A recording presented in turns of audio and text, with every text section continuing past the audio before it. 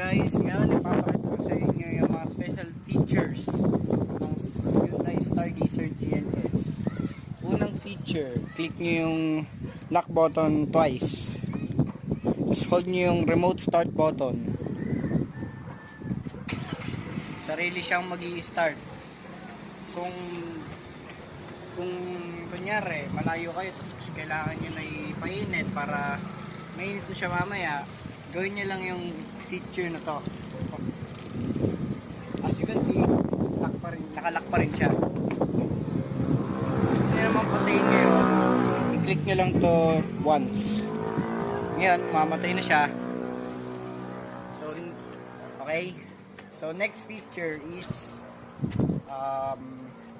remote down and up window. Ang gagawin dito, i-hold nyo lang yung unlock button. Ayan. Tapos sarili siyang bababa yung window.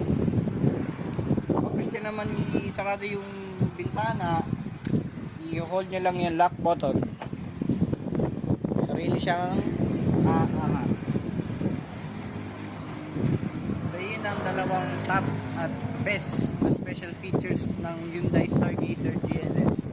Thank you guys.